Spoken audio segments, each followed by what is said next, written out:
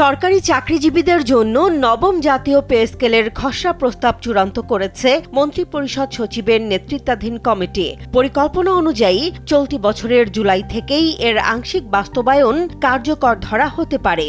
এরপর ধাপে ধাপে 2028 সালের জানুয়ারির মধ্যে পুরো পে স্কেল বাস্তবায়নের লক্ষ্য রাখা হয়েছে। তবে কত ধাপে এবং কিভাবে এটি কার্যকর হবে সেই চূড়ান্ত সিদ্ধান্ত নেবে মন্ত্রিসভা। নতুন পে স্কেলে সবচেয়ে বড় পরিবর্তন আসতে পারে বেতন কাঠামোর নিচের দিকে। প্রস্তাব অনুযায়ী নিম্ন গ্রেডের কর্মচারীদের বেতন তুলনামূলক বেশি বাড়ানোর পরিকল্পনা রয়েছে।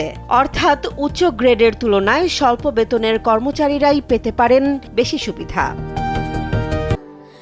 স্যান্ডেলিনা সো, রূপচর্চায় আভিজাত্য। এর আগে নবম পে কমিশনের সুপারিশে সর্বনিম্ন মূল বেতন ৮,২৫০ টাকা থেকে বাড়িয়ে ২০,০০০ টাকা এবং সর্বোচ্চ মূল বেতন ৭৮,০০০ টাকা থেকে বাড়িয়ে ১,৬০,০০০ টাকা করার প্রস্তাব দেওয়া হয়েছিল। অর্থাৎ সর্বনিম্ন বেতনে বড় ধরনের বৃদ্ধি এবং সর্বোচ্চ বেতনেও উল্লেখযোগ্য পরিবর্তনের সুপারিশ ছিল।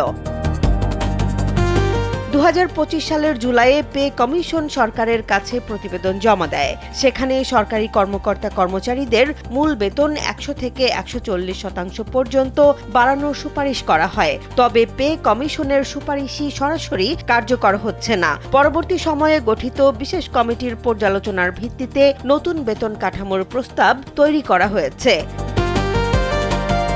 তবে চূড়ান্ত পর্যায়ে এসে বিচার বিভাগের কর্মচারীদের পে স্কেল নিয়ে কিছু জটিলতা তৈরি হয়েছে। এসব বিষয় সমাধানে অর্থমন্ত্রী আমির খসরু মাহমুদ চৌধুরীর নেতৃত্বে 7 সদস্যের একটি মন্ত্রিসভা কমিটি গঠন করা হয়েছে।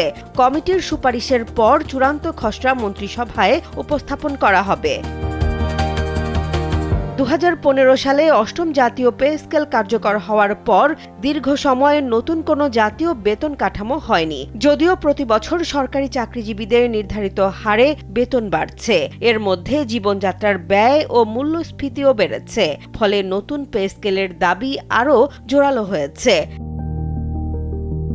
এখন মূল প্রশ্ন হলো কবে থেকে পুরোপুরি কার্যকর হবে নবম পে স্কেল, আর বাস্তবে কার বেতন কত বাড়বে? প্রস্তাব অনুযায়ী জুলাই থেকেই আংশিক বাস্তবায়নের পরিকল্পনা থাকলেও ধাপ ও বাস্তবায়ন পদ্ধতি নির্ধারণ করবে মন্ত্রিসভা। ফলে সরকারি চাকরিজীবীদের কাঙ্ক্ষিত নতুন বেতন কাঠামোর চূড়ান্ত চিত্র পেতে অপেক্ষা করতে হবে মন্ত্রিসভার সিদ্ধান্ত পর্যন্ত।